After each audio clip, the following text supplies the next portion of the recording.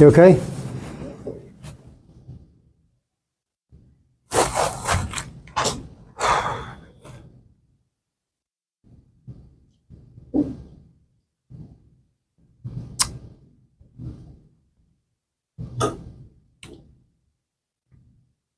Elham, are you fasting?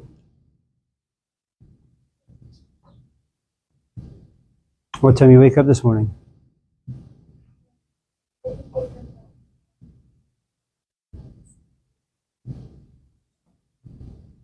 Yeah.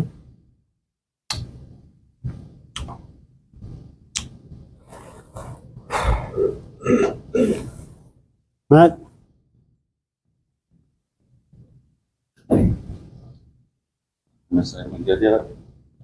Yeah.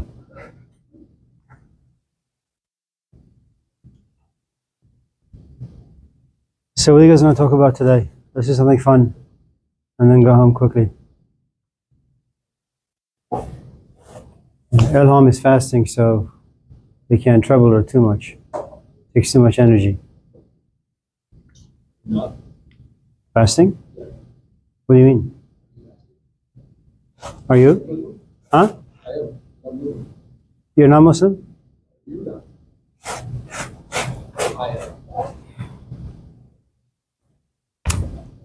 Yeah, I'm not fasting.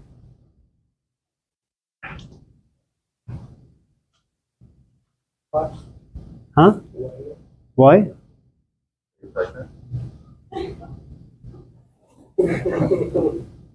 That just was not funny.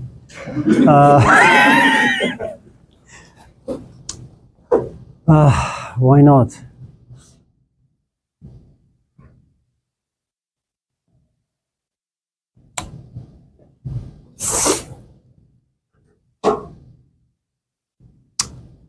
Well,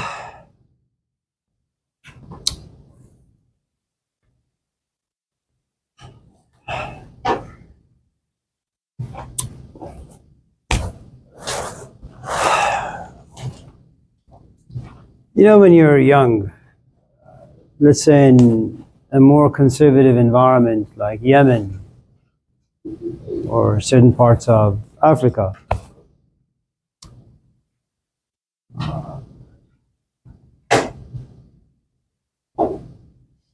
you follow in your parents' footsteps. Your mom got married when she was 16, and her marriage was arranged, so you say, that's what I'm going to do. In fact, there are no other options.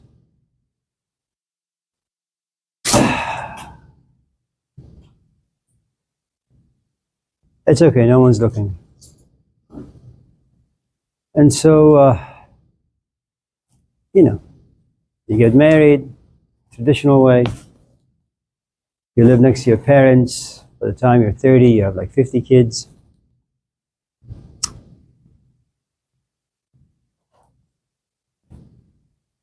And then when you're 30, 35, 40, I'm not quite sure how these things happen really. You go to a coffee shop, you look at someone, you go like this, they go like this back, and then you guys say hello, and I mean, you're married. And then you go back to the same coffee shop, you run to the same person, and something you've never experienced all of a sudden begins to percolate, So, what is this I'm feeling? And for the first time, you have tasted a life that has been romanticized, love, passion. I mean, you've grown to love your husband or your wife, you respect them. But this is a different beast,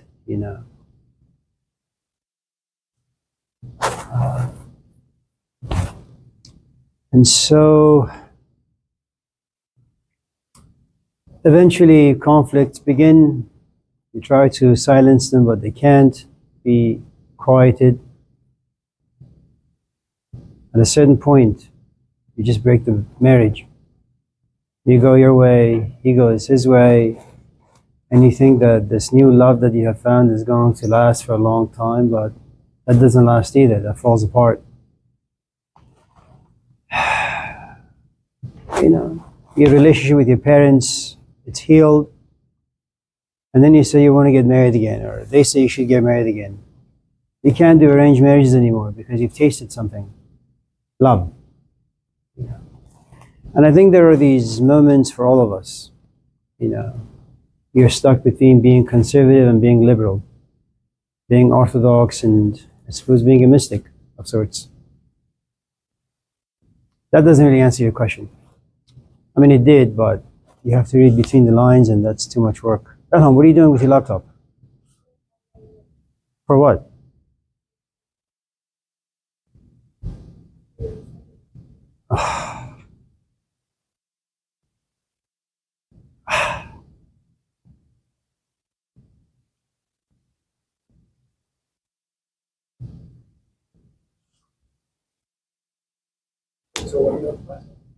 Oh, hello. You have all these jackets. What? That's right.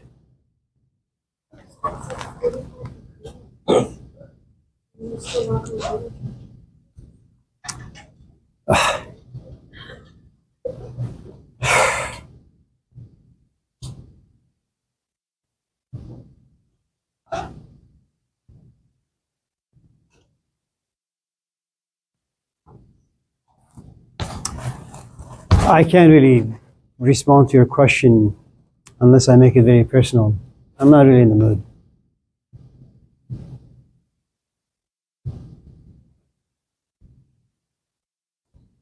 Yes. Poison tea. Good morning. You still have a long life to live, you know.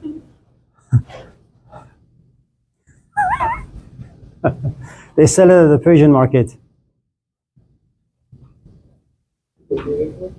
Huh? Anything else?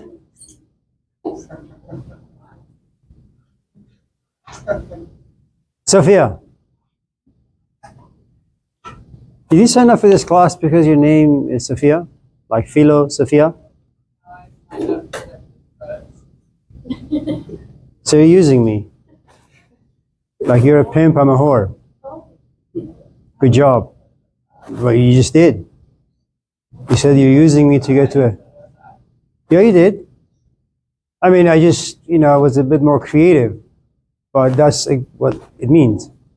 That, by the way, I'm just using you to get to the climax, A, or a 4-year school. It's the same thing.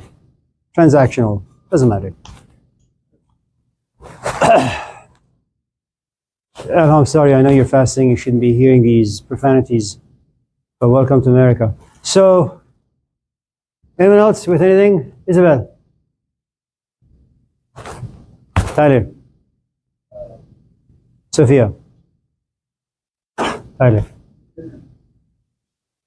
Is it amoral to use somebody in a manner just... It depends what you want to do with them.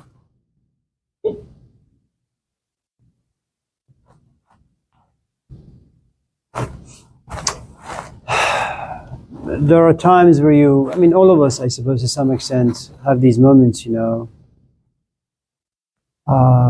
go to Costco, you spend like, I don't know, $1,000 buying worthless things simply because you're bored and your life is pathetic and you're pathetic. And as you're driving home, there's a traffic light that's red, you stop, and you look to your left, there is this man or a woman holding up a sign, haven't eaten for 5 days, and have a dog to feed, and a few kids I don't really care for. And that side kind of makes you feel guilty for who you are, what you've done with your money. And you're just so sick of yourself. And you say, man, I just want to just go beyond myself for a moment. And this homeless person is just the right character in your life. You put your hand in your pocket, and you give him $20. Have you used this homeless person to kind of make yourself feel better?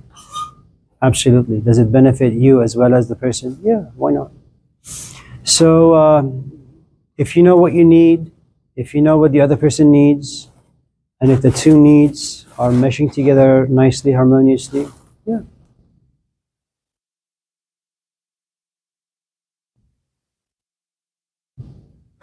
If you come to my office and you say, listen, I'm taking 30 units, I have 4 jobs,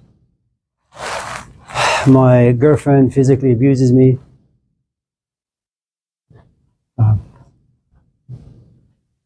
she's like very vigorous.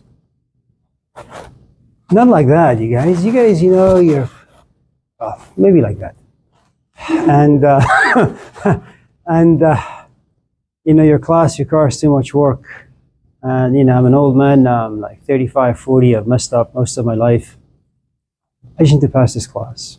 I like your class, and I would want to spend a good amount of time, doing the homework and listening to the audios, but I just don't have the time. Can you help me out? I realize that your intentions are well. You, for the first time, you have a purpose in your life that is valuable. I don't mind seeing myself as a man who's generous and compassionate and to some extent merciful. Knowing that your intentions are well, I'm just going to give you an A. You benefit, I benefit. But it's because you've made me feel as if your needs are genuine.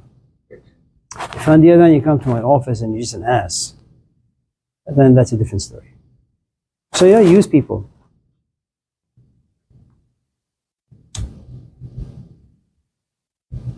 And when you use them the right way, then you're not going to feel guilty. That's the best part. When you use them the wrong way, then. Okay, let's move on. Anyone else? That office number and what was the coffee? Yeah. Yes, Sophia. Jesus. I was trying to find a Jesse Jackson quote since he died. So, let's see. America is a patchwork quilt. He almost won the Democratic National run for president. Yeah. He said, America is not like a blanket. One piece, broken cloth, the same color, the same texture, and the same size. America is more like a quilt. Many patches, many pieces, many colors, many sizes. Please, all you're killing me. And held together by a common thread. A common thread. No.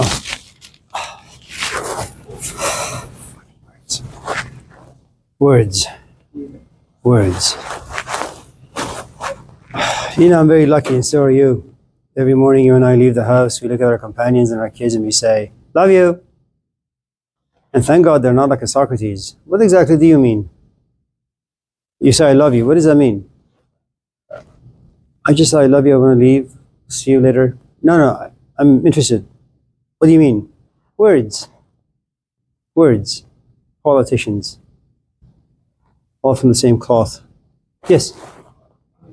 I was going to ask, why do we as humans linger on the we always taught like Kevin? Why do we? Linger We don't. I mean, we don't really think about it. We don't feel about it. We talk about it. It's fun.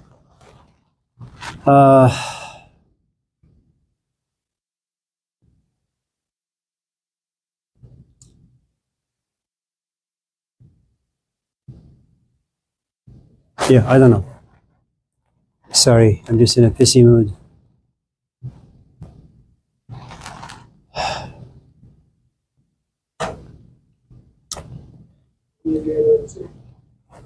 It's probably the poison coffee or tea.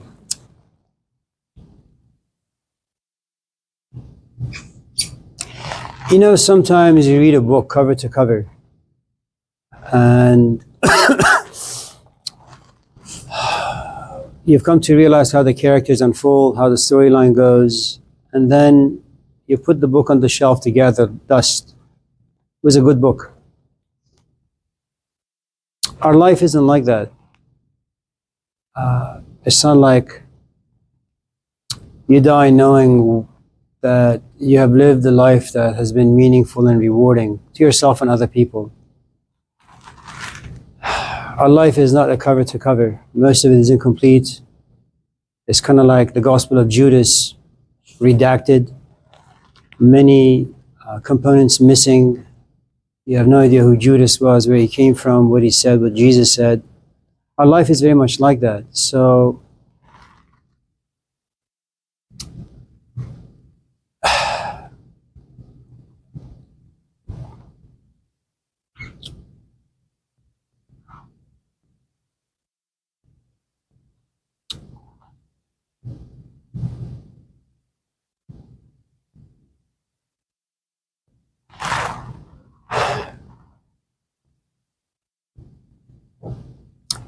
do you know why I have a YouTube channel? Well, some of the audios that you have to listen to is from the channel. And I had a student in 2000 at Sierra College. Eventually she got her PhD in philosophy and religious studies. She teaches for us, she lives in Sacramento. So one day she calls me and she says, you know, Amir, if you record your classes, maybe I can post them and create for you a channel. I don't like advertisements, especially talking about myself, unless it's for teaching purposes. And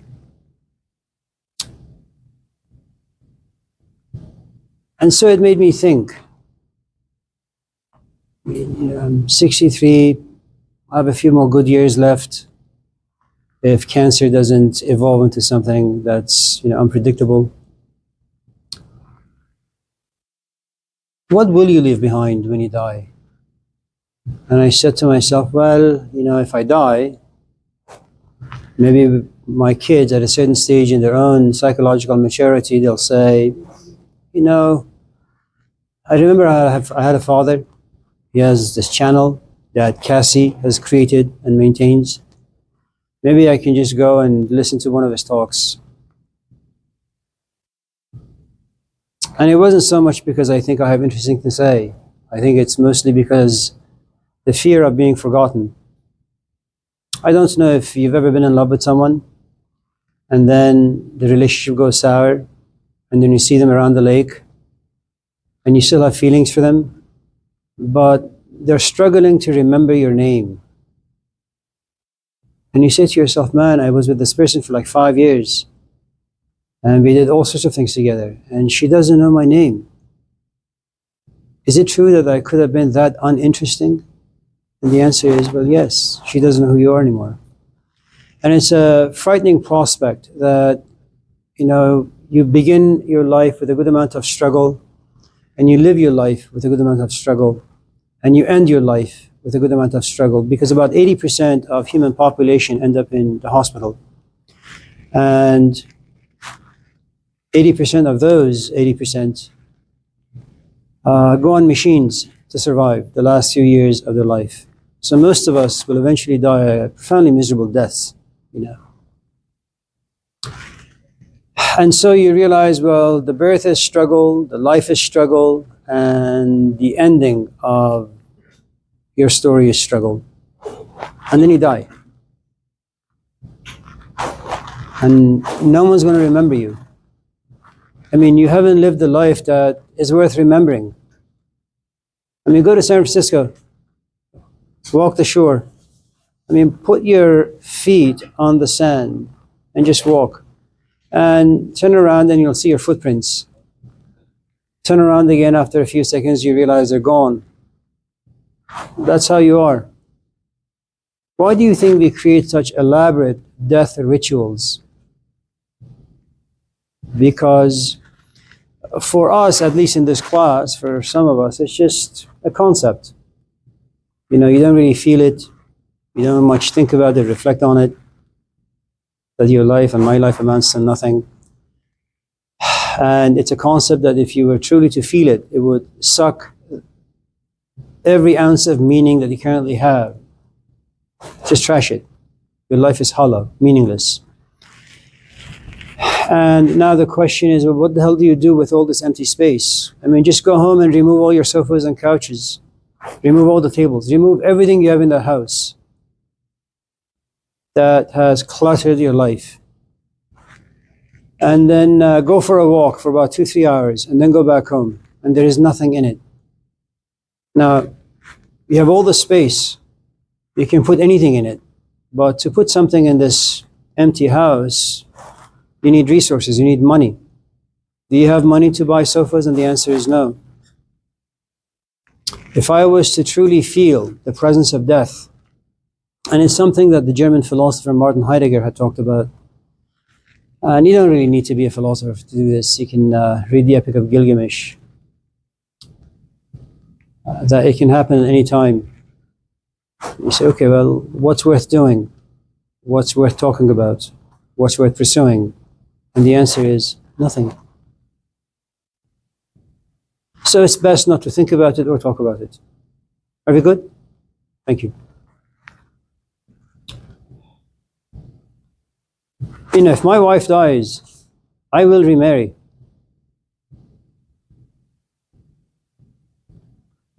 And if I die, she will try to remarry. But I have a YouTube channel. So she can go on there and play some audios.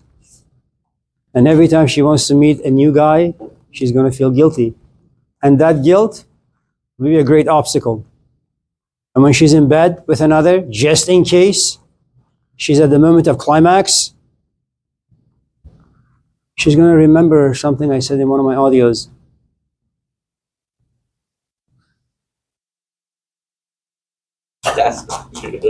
It's very true. It's very true. Your task in life is to make sure that people in your life feel guilty just in case they betray you.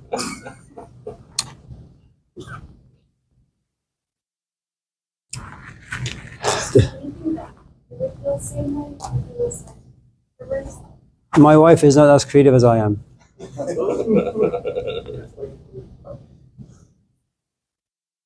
Did she make it come with children?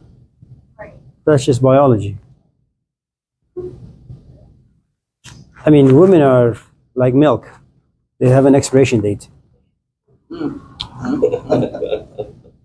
know, at a certain point, your body and your psyche, they begin to scream at you. I mean, it doesn't really matter how you feel about having kids or not having kids when you're young. But at a certain point, you know, your body, your mind, your psyche says, man, you know, I don't know why, but all of a sudden I want children. I hate children. I mean, I eat children, but now I just want them. And then you go on a hunt for a man or a woman or something, you know. So in some ways, women are condemned, but I think it's a relatively nice condemnation. I think it goes back to something that Plato had said. Men have children, women have children. The children from men are ideas, and for the most part, they're false. Women, of course, when they have kids, they're always true. And children give women a sort of meaning that a man will never have. I mean, what exactly is that men worry about? Social status and power, women. I just want my kids to be relatively healthy. I mean, that's a good worry to have. You know, men are just stupid, but that's for a different day. About what? Well, men are really not stupid. What usually happens is we are usually behind by, I don't know, 10 to 15 years. So if you, for example, are going to get married, say next year, and you're 19, and your man is going to be like 20, the truth is you're marrying a 10-year-old. I mean, that should horrify you. I mean, you have to wait and wait and wait and wait till you're 50 and he's like 60 until you realize that he's gained some maturity. Women's sexual peak is about maybe 27, 28. Men's sexual peak is about 16, 17. And this is a study like 30 years ago. I think things have changed now. But talk about the injustice of life.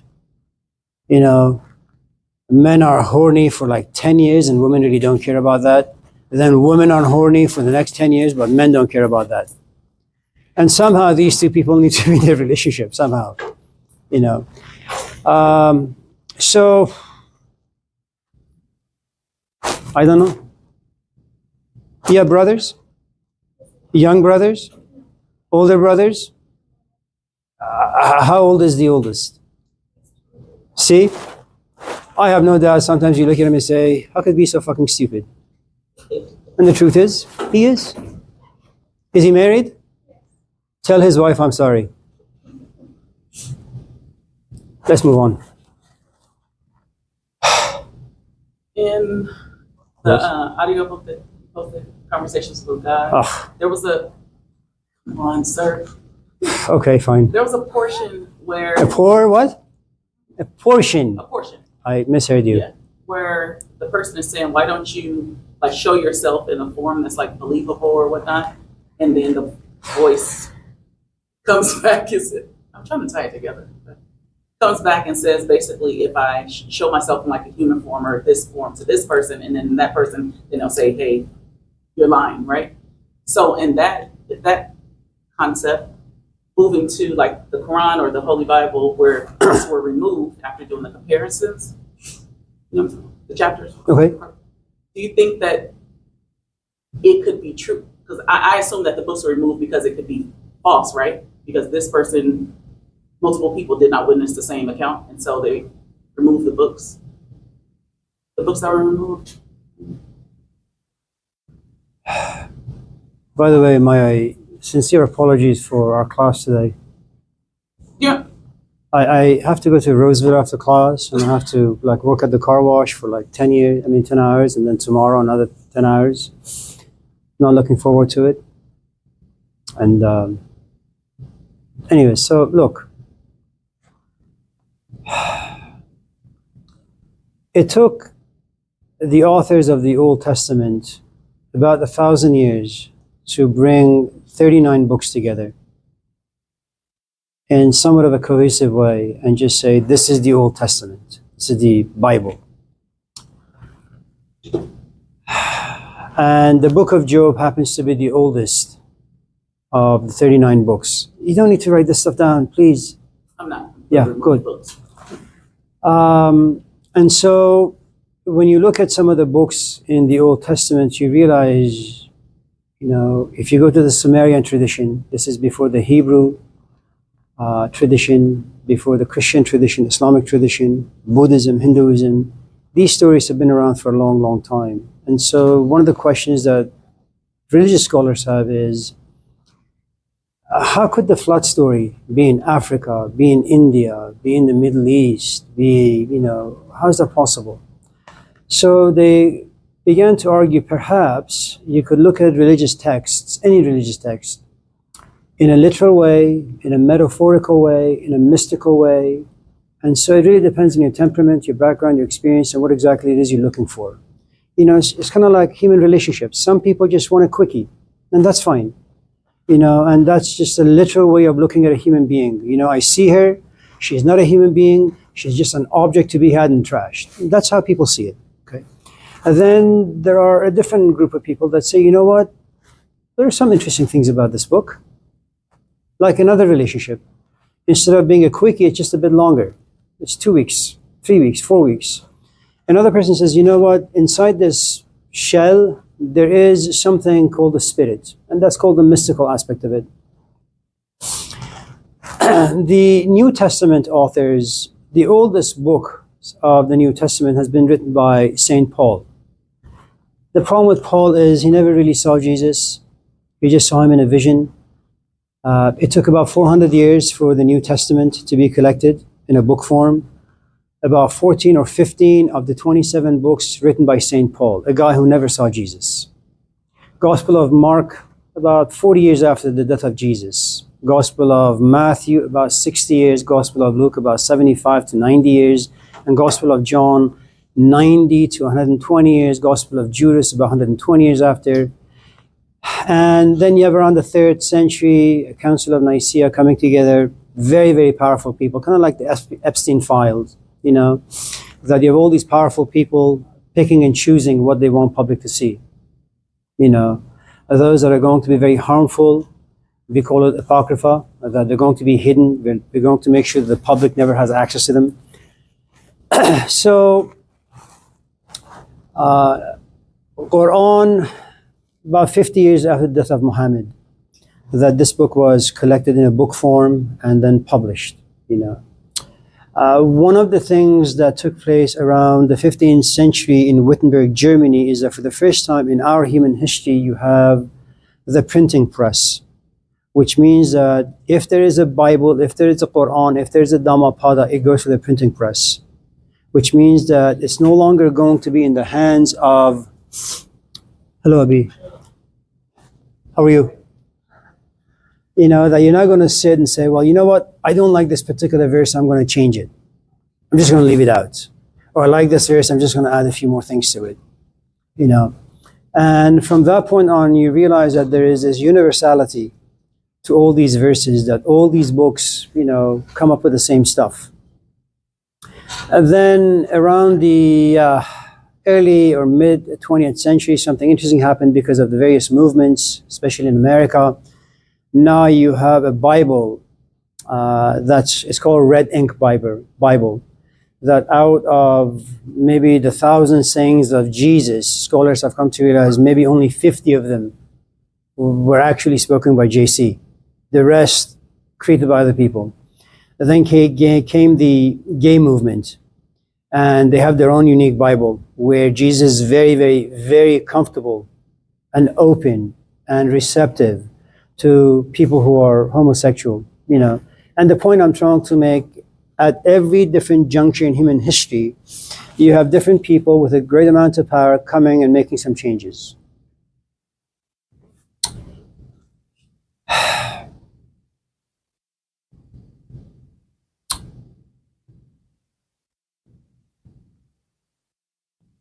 I would say more, but I don't really feel like it, unless you push me.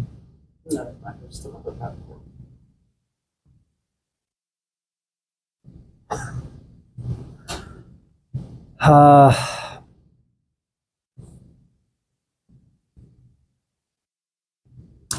The problem with the Old Testament is that you need to be versed in the Hebrew alphabets. And the problem with the Hebrew alphabets is that every alphabet has a world of meaning.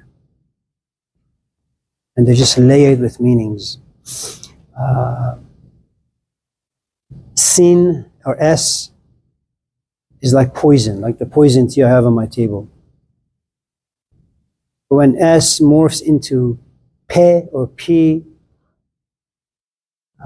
it houses light or divinity. H means light. So when you look at, for example, the name Abraham, for example, initially it's Abram. It just means a house made of, you know, the stuff you get from Home Depot, cinder blocks, 6x8, mortar, rebars. It's just a house. You know, it's like you looking at your husband and say, ah, okay, there he is. And then when you add Hey to it, or H to it, it becomes Abraham. And all of a sudden, it's no longer a house made of bricks, but a house made of light, Abraham. And to some extent, the same with the Arabic alphabets. You know, I mean, they're interesting puzzles to work with if you're like that, but it's not interesting, really. Sure. Yeah. Is having children an act of selfish cruelty? Especially in context of that. So let's talk about how you guys came about. Is that okay? Maybe my apologies.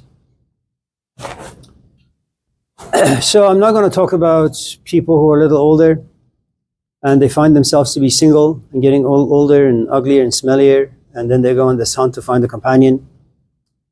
And there's a world of difference between when a man is ready to have a child and when a woman is ready to have a child. These are very, very different things. So the way most of us came out, most of us, not all of us, most of us, is, I think, the following way.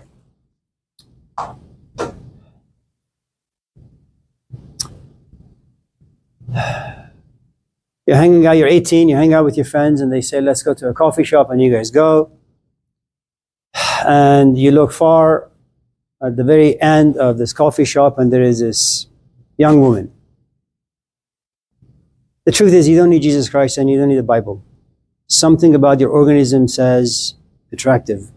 I mean, that in itself is really quite mysterious, and it's fascinating that somehow your organism has the intelligence to just detect something that's attractive.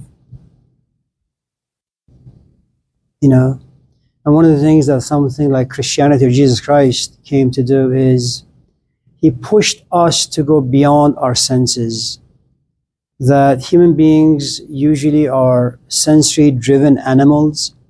You go to a coffee shop, there is a woman that looks like a Porsche, and there is another woman that looks like an 18-wheeler truck from the 1970s.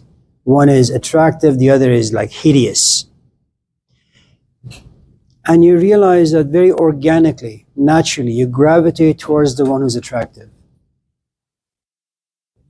And all of a sudden, the sage comes forth and says, there is something about you, Nathan, where you can move beyond your senses, beyond what your eyes tell you, beyond what your touch and your ears and your nose and your tongue tell you. Have a conversation with her. And you may be surprised to find that the kingdom of God lives inside her. And all of a sudden you realize you have tapped into something that the senses can't reach. Okay? But that aside, the moment attraction comes about, you begin to feel a certain poverty. Now, you didn't have this poverty when you initially went into the coffee shop, but this attraction does something really interesting for us. It's not enough for us to see. If you've seen the movie The Devil's Advocate, near the end of the movie, Garden of Eden, there is this, let's say, a tree, apple. You can look, but don't touch. Touch, but don't pick. Pick, but don't bite. Bite, but don't chew. Chew, but don't swallow. And that's how it begins.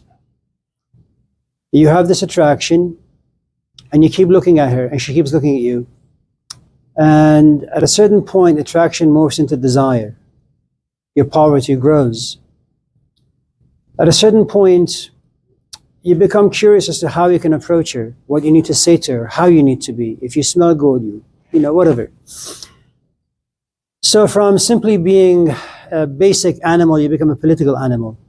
You move closer to her very, very, very carefully and cautiously. And you want to make sure you approach her in a way that she doesn't reject you.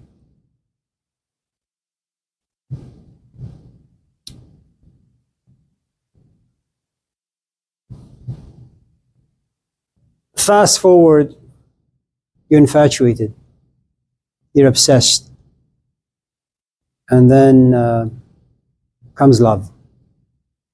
But there is no place you can go where she is not. If not in body or in mind. She's always there. You find yourself in this very, very strange environment where you have fallen in love, but you don't want to contaminate this love with physicality.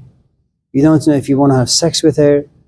Maybe you should not have sex with her to keep the love pure, uncontaminated by human desires. At a certain point, you realize that the only language left to be spoken, to be expressed, is through two bodies laying next to one another. But here's the thing. Your body feels restless without her presence. Your mind feels restless without her presence. And your soul feels restless without her presence. And for the first time, your body, your mind, and your soul desire one thing and one thing alone. You have become a monotheist. You only worship one thing, and that's Julia Gulia. That's the only thing you love. And that's the only thing she loves as well. So what you have is two highly religious people worshiping at the same altar. She worships you and you worship her. And it could be that your love is in this really primitive category which the Greeks call ludus. It revolves around lust, but it camouflages itself as something profoundly mature. One of these days, she's going to find the suitor. Someone's going to knock on her door. He's going to look at her and say, wow, I like the way she looks. He doesn't know anything about this woman. Okay. But physically, he says, wow, she's very attractive. I want her. And that's ludus. That's attraction. And then you keep nourishing this attraction. It turns into love. And then you have the physical intimacy. Now, you're not really ready for marriage. You're not really ready for fatherhood. You're not ready for commitment. Because commitment is at the stage of pragma. And we'll talk about all these different forms of love at a certain stage in this class. All you know is that you hunger for this woman. So you guys have sex. And let's just say this is pre-1960s, so contraceptives are not really in play. Sex is usually approached very, very, very cautiously, because after the 1960s, our relationship with sex and relationships became far too casual.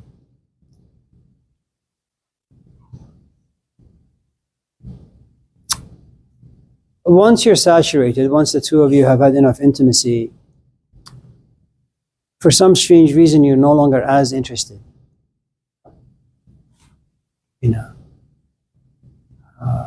And it's because we've attached so much trash and garbage to love and sex and relationships. So you guys lose touch. She knocks on your door 6 months later and says, I'm really, really sorry, but I missed my cycle and took the test, I'm pregnant. And given that, you feel kind of guilty and shame and all that, say, okay, you know what, I'll take care of it.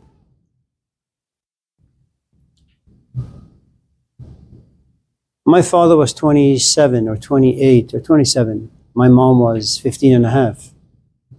That's how old school people function. When my mom was young, she was very attractive. She still is. So was my father.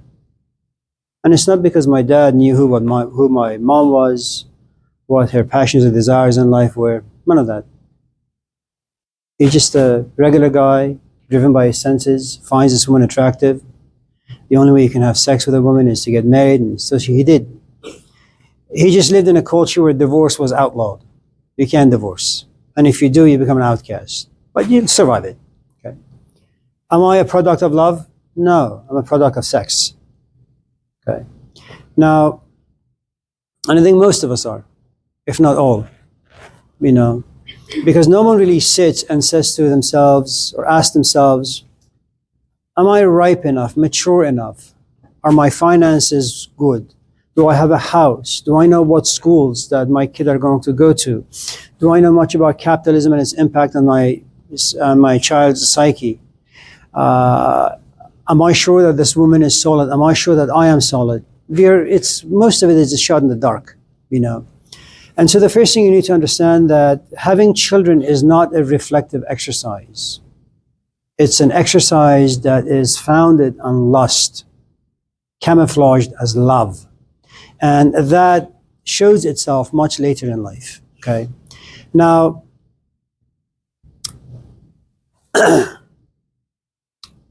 it takes a man a long time to get ready for fatherhood.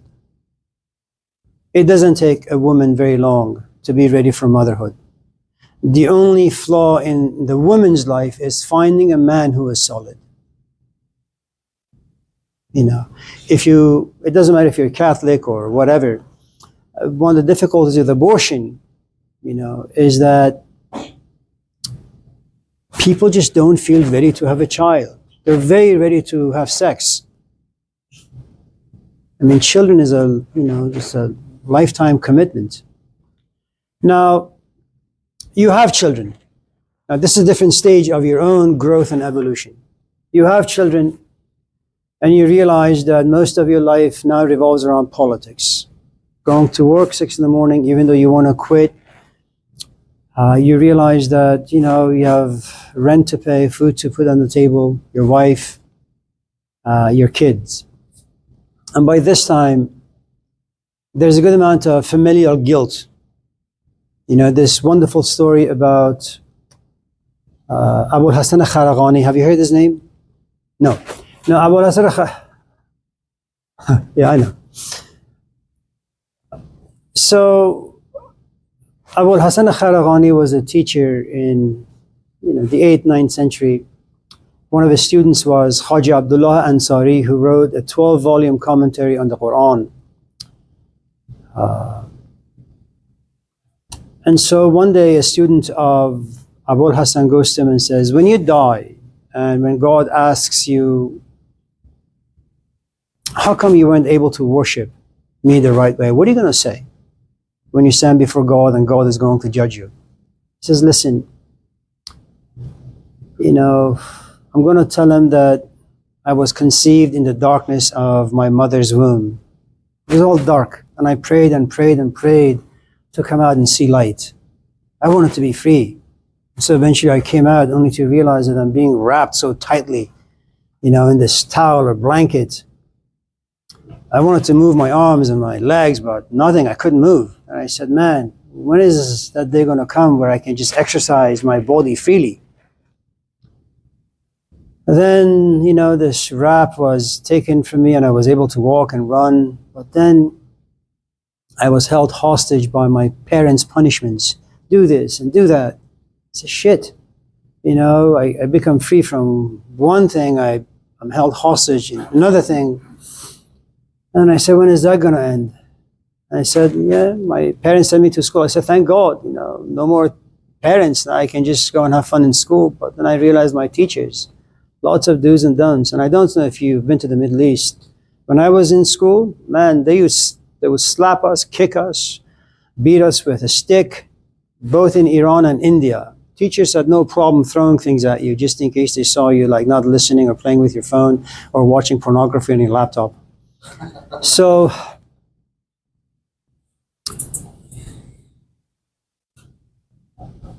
and then I graduated and said, good, now I am free. Now I can go around and do whatever. But I realized that there is this sort of emotions that are running wild inside me, and they're all connected to the human sex drive, as Freud would say. I said, man, well, this is the 8th century. I just can't sleep around with people. So I got married. And then I was held hostage by the do's and don'ts of my wife.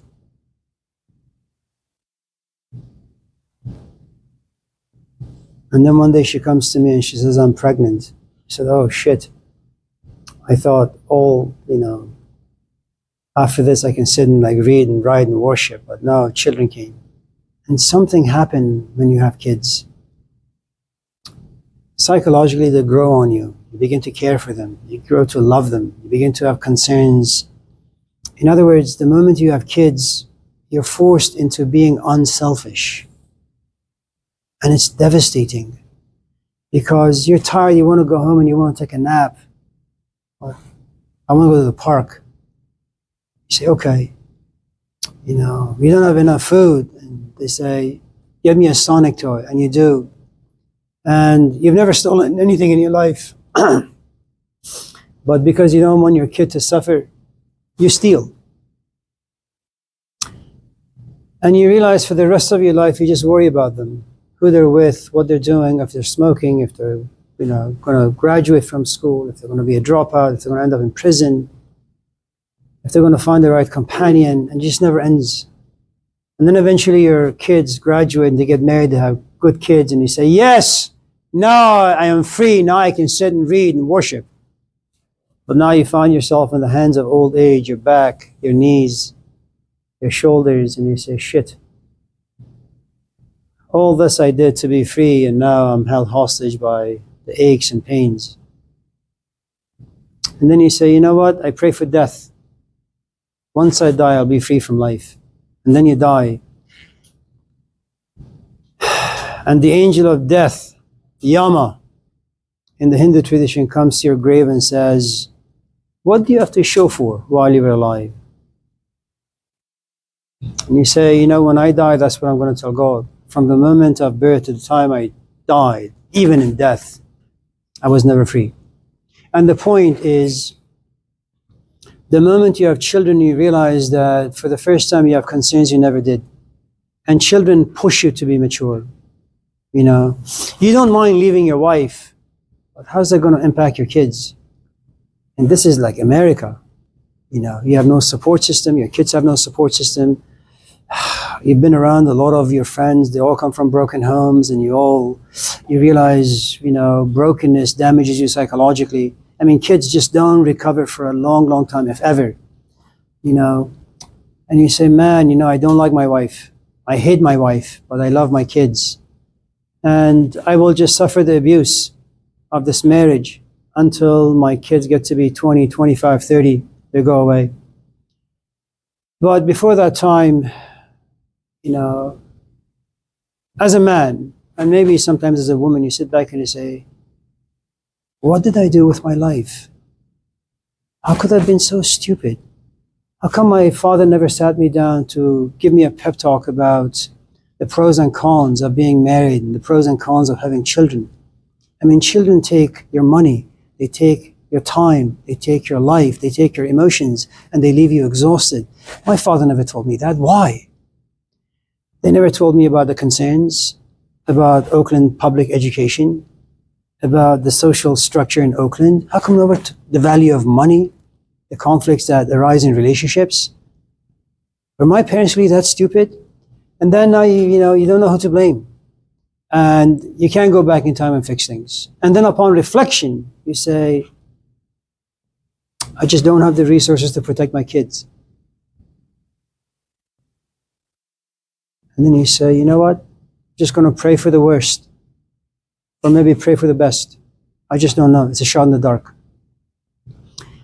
Now, the concerns that parents have for the kids these days, very, very different than the 1960s and 70s. In fact, for many thousands of years.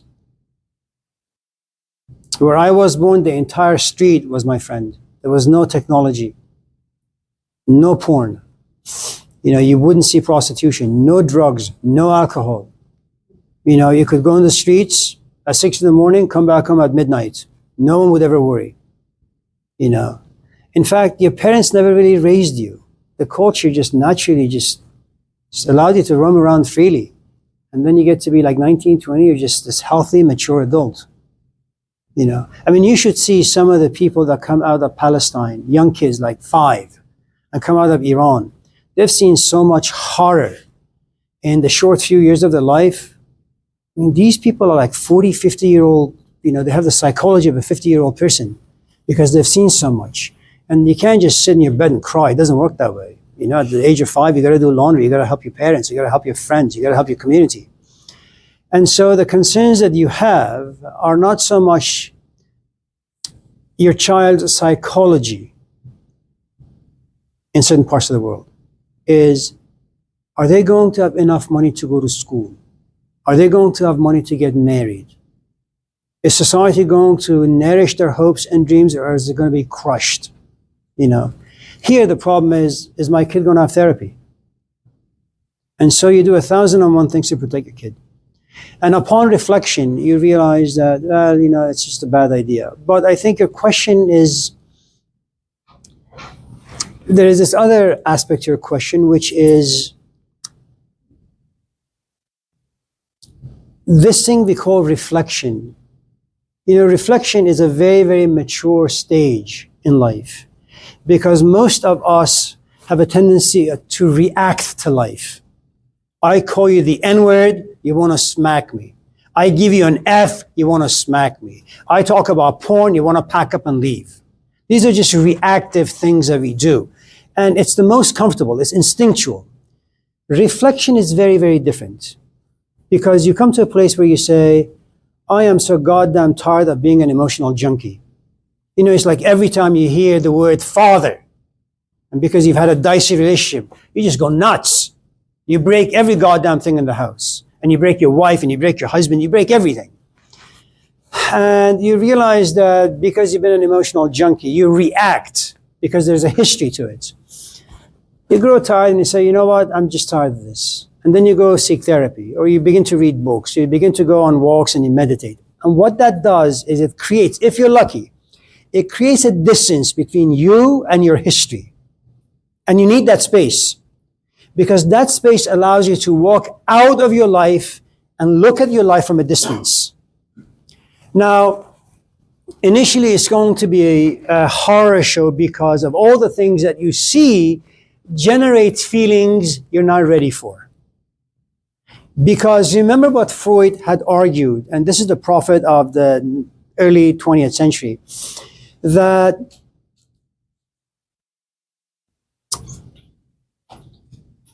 we don't enjoy pain, whether it's physical, emotional, psychological, intellectual. It doesn't really matter. If you have a conflict with your companion, that conflict is going to be on your mind the entire day, and you want to find a way to resolve it. Okay? And so you can't focus on anything except the conflict and its resolution. And so you're going to see the way you've been reacting for the past 20 years. And you say, man, this is just like too much. I can't do this all the time. And so you find a way to distract yourself. And, it's like becoming a good boxer or becoming a good chess player or a tennis player. You have to be trained. So every day, your ability to reflect is 5 minutes, then it grows to 15 minutes, and it grows to 30 minutes. And then it gets you to a place where you become like a Socrates, where you say every moment, not every moment, that's exaggeration, but maybe 15 of the 24 hours in the day, I reflect. And just in case I lose my ability to reflect and I react, I catch myself. I feel guilty for having lost, my ability to reflect. So you catch yourself, you feel guilty, you repent, and then you again go back and you examine why you reacted. Okay. I think when you talk about or ask your question, is it a crime to have children? A couple of things. And they may not apply to you, but I'm going to say it nevertheless.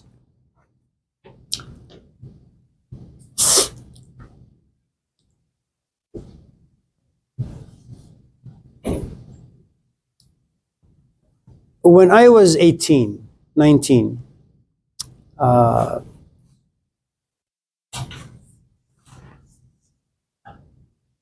hello, Alexis, how are you?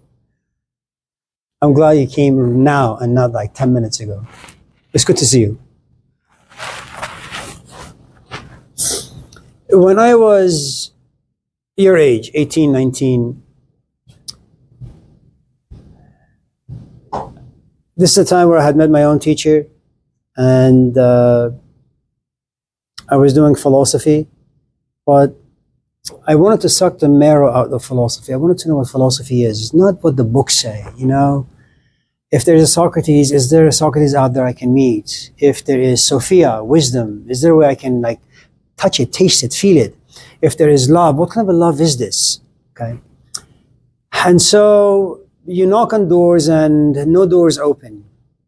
And when you fall in love with something, one of the things about falling in love is that almost all the other things except the object of love, they disappear. You feel miserable whenever that thing is not around you. And you walk around aimlessly and you feel restless and your life just lacks meaning altogether. And then you sit back and you say, I hate my parents. Your parents? This is your life and you're doing philosophy. What have your parents to do with this?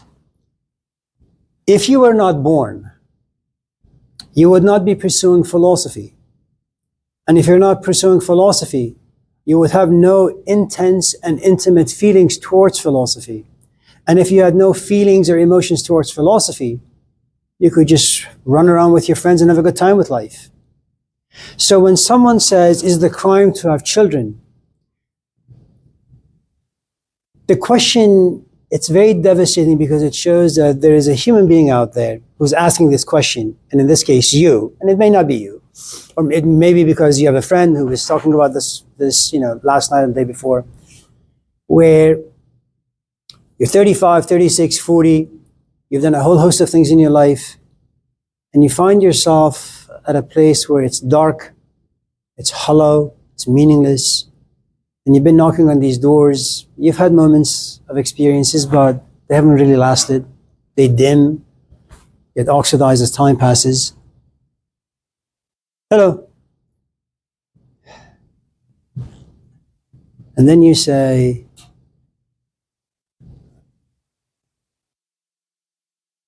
this is my parents' fault. Hello, Leah. Where are you going? Okay, you gonna go to the office? Later? Later. Okay, it's good to see you. Would you like a cough drop? Huh? Cough drop. Thank you.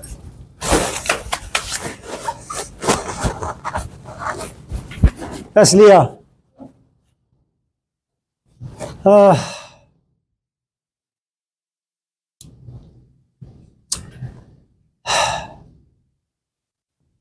So if you ask this question because you're in this dark, deep, shitty hole, let me give you a poem. یوسف گم گشته باز آید به کنعان غم مخور کلبه احزان شود روزی گلستان غم مخور ای دل غم دیده حالت به شود دل بد مکن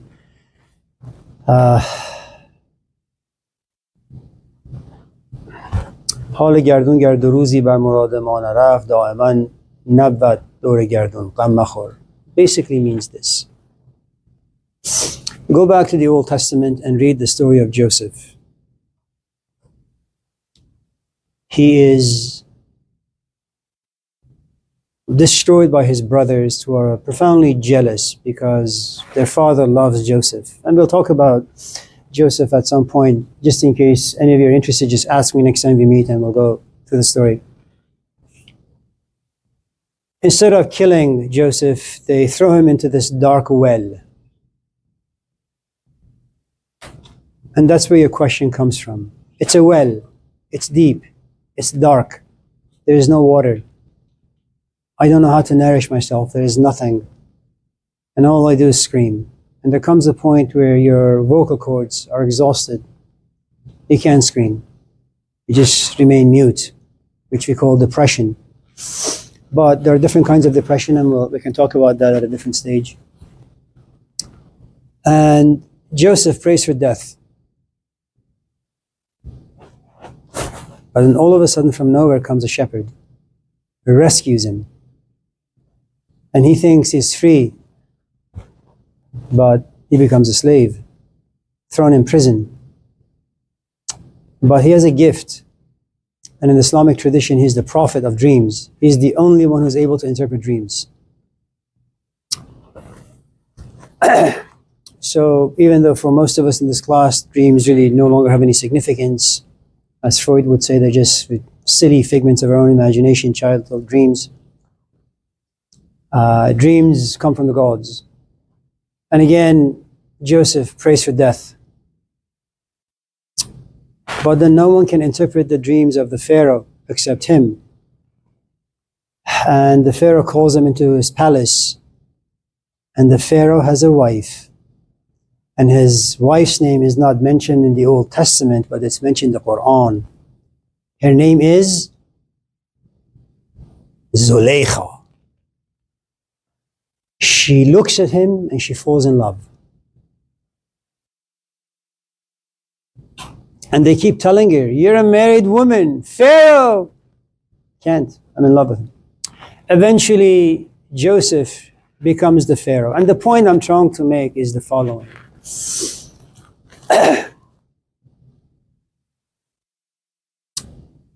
Whenever you find yourself in this dark pit, the assumption is that light is never going to appear.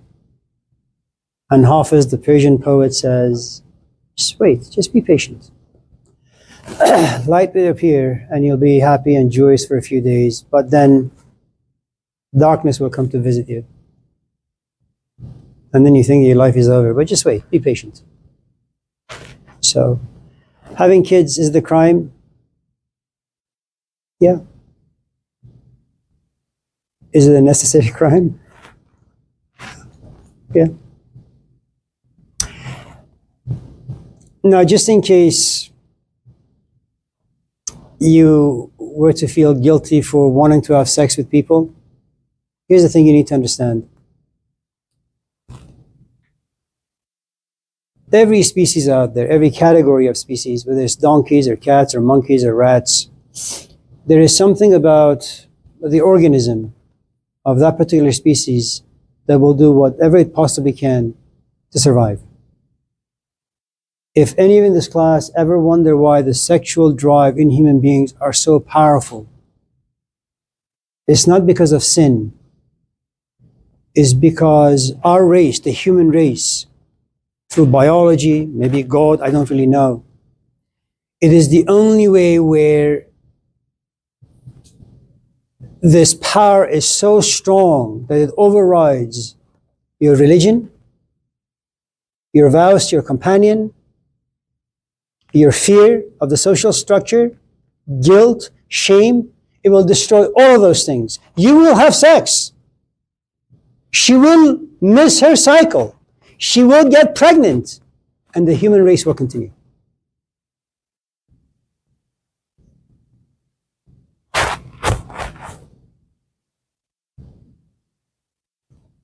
If you were to sit and reflect on this, shit, you wouldn't do anything in your life. And given his question about death, and if you were to bring death into this particular conversation, you'd probably be like Socrates. Say, you know what? There's nothing in life. Anyone in this class have ever read the Gospel of Judas? I'll save it for another day. Anyone else? Sophia. Elham. Why is cheating wrong? Well, there is something flawed with your premise.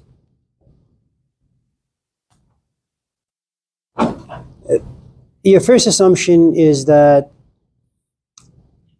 human beings are monogamous animals. And I don't know how true that is.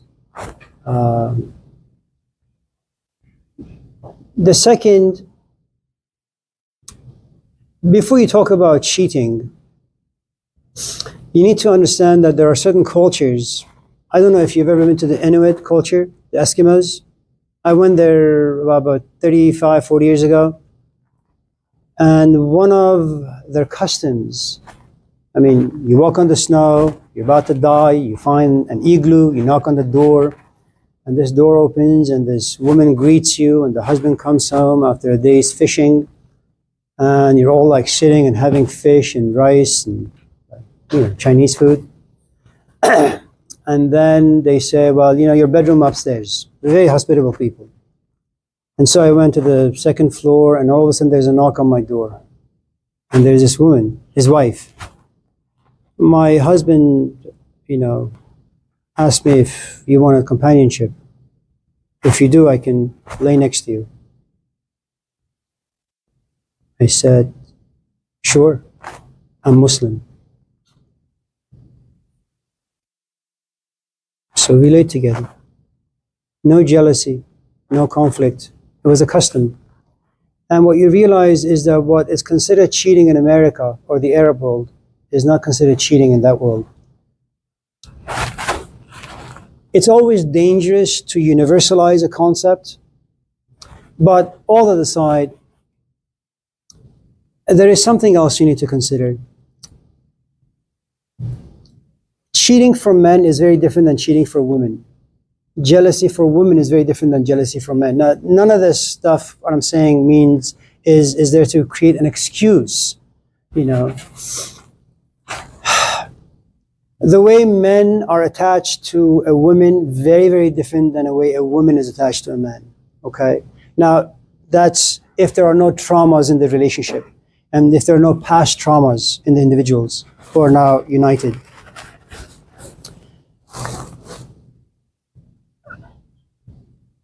Some people cheat physically, where some people cheat emotionally and psychologically. It's something that eventually you will experience in life. That it may be that you are never going to stray or cross any lines in your relationship physically. But it may be that while you're being intimate with your companion, you may have the image of another human being in your mind. Or you may even come to realize that you're physically there, but emotionally and mentally you're not there, you're elsewhere. And you feel really horrible for this man not paying attention to who and what you are. that you're just a corpse sitting there and giving him pleasure, and he doesn't recognize any of the inner world that you're going through. So the other thing is, by nature, you have no choice but to be attracted to the things that your organism says beautiful.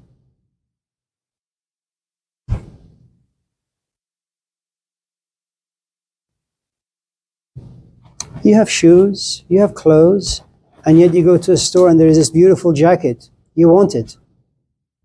Why is that? That's just the way we are.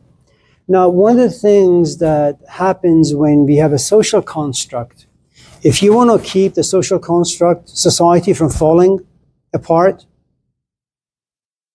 you got to create do's and don'ts, what we call social contract.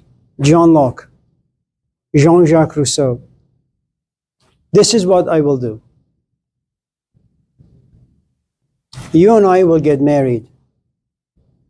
And in our ceremony, I will tell you, the community and God, I will never cheat on you.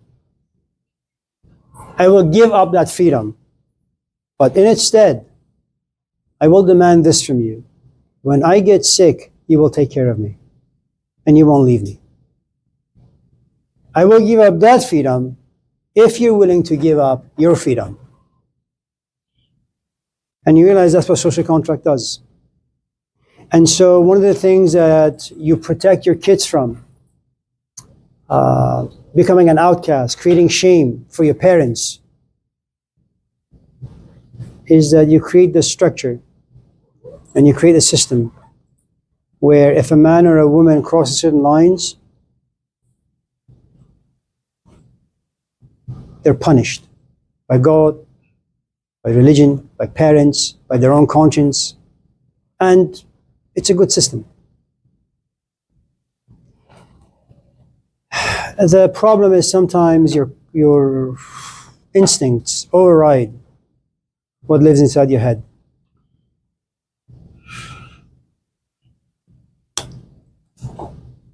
Have you ever cheated on an exam? Yes, of course you have. Why? Because the truth is, sitting and studying your companion is tough. Doing chemistry is tough. Knowing what lives inside your man or woman is very, very difficult. The fact that you have to deal with your own shit, and then dealing with his own shit, his shit, and then dealing with life as big shit, that's just too much shit to carry. So you plagiarize, yeah. Why not just leave it? Leave. Why not just leave it? Well, ask some of the people in this classroom. They don't want to be here. Why can't they leave? Future, fear, grade, shame, embarrassment. What are they going to do to their parents? What are they going to do if they drop the class? Suck it up. I mean, look. What was your first name? Here, Alex. This question about death. I mean, think about that today, throughout the day, since you're fasting. What is worth doing in life? If you were to reflect on it very, very deeply, because whatever you do, you're going to be remembered by those things. And most often, you're not going to do very many things. Even your kids will forget you. So here's this. If you're not going to do anything about your life and in your life, why not just end it? Just end it.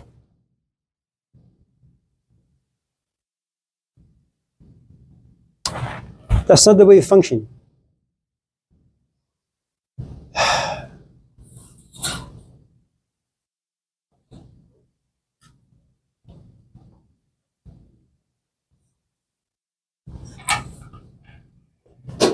I wish things were easy, but they're not. And maybe you're just looking for a bumper sticker or one-liners. It doesn't work that way. Cheating is complex. Human desires are complex. Society is complex. The emotions of guilt and shame are complex.